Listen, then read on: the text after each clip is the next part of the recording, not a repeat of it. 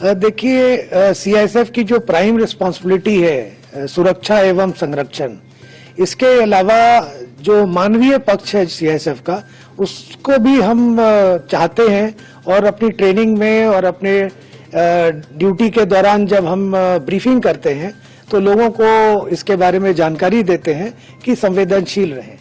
तो उसी कड़ी में ये एक प्रयास था सीआईएसएफ का, सीआईएसएफ करता रहता है।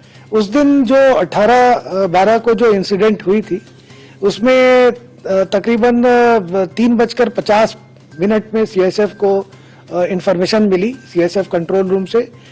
मुंबई पोर्ट ट्रस्ट में वाटर फ्रंट सिक्योरिटी की जिम्मेवारी भी सीआईएसएफ की है, तो उसमें हमारे लोग तैनात हैं जो मेरीन कमांडोज हैं, जिनको स्पेशल ट्रेनिंग दी गई है वाटर फ्रंट सिक्योरिटी की।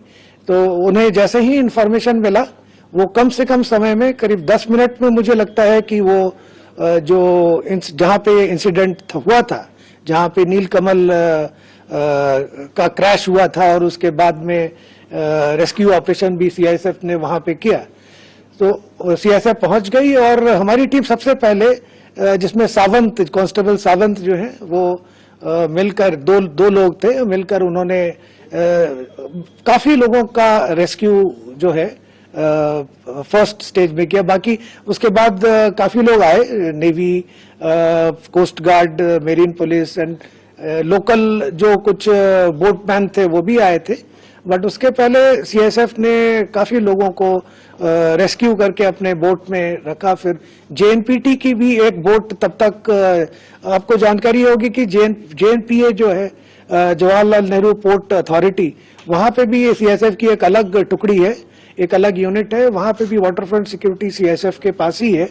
तो सीआईएसएफ की 2 बोट वहां से आई और एक पायलट बोट भी जेएनपीए की वहां थी, जो काफी बड़ी थी। तो उसमें जो लोग रेस्क्यू किए गए थे उनको ट्रांसफर किया गया और ट्रांसफर करके उन्हें जेएनपीए में ले जाया गया। फिर रेस्क्यू का ऑपरेशन, आगे का जो कार्रवाई था वो हुआ वहां पे।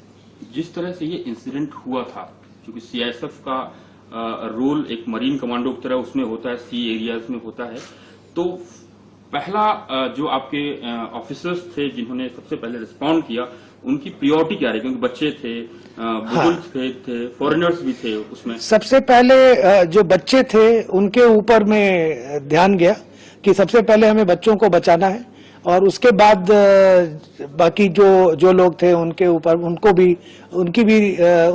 भी रेस्क्यू किया गया।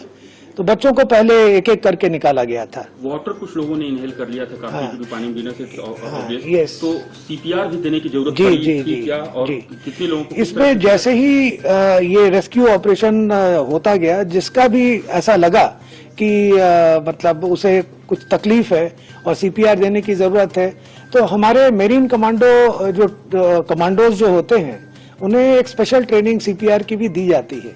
तो उन्हें ये ट्रेनिंग होती है कि इस तरह की स्थिति में अगर चोकिंग हो रहा है तो उसको प्रॉपर तरीके से सीपीआर देके रिवाइव किया जा सके, और काफी लोगों का जान जो है इससे भी बचा है। उनको सीपीआर टाइमली दी गई। एक मुझे बताया गया था कि और भी लोग थे, एक फॉरेन कपल था जो वहां पे था, उसने भी उसे सीपीआर का ज्ञान था, तो वो भी साथ में मिलके इसे हेल्प कर रहा था। जिस तरह से फर्स्ट रेस्पॉन्डर की भूमिका सीआईएसएफ ने निभाई है, उसके जवानों ने निभाई है, सीआईएसएफ क्या उनके लिए कुछ आगे प्लान कर रहा है? नहीं, बिल्कुल मैसेज आएगा पूरे फोर्स के लिए। हाँ, ये हमारे लिए फक्र की बात है कि हमारे लोग बढ़ चढ़ कर इस तरह के मानवीय प्रयासों में सम्मिलित हो रहे हैं। ऐसे स्थिति में जो है, चूंकि सीआईएसएफ न केवल पोर्ट में बल्कि एयरपोर्ट्स में, डीएमआरसी में और भी जगहों पे कभी भी इस तरह का जब मौका मिलता है तो बढ़ चढ़ के आगे बढ़ती है। और ये एक सीआईएसएफ का जो ट्रेनिंग है और सीआईएसएफ का जो एक सोच है, उसी कड़ी में एक नया अध्याय है। चैनल को like, comment, share and subscribe जरूर।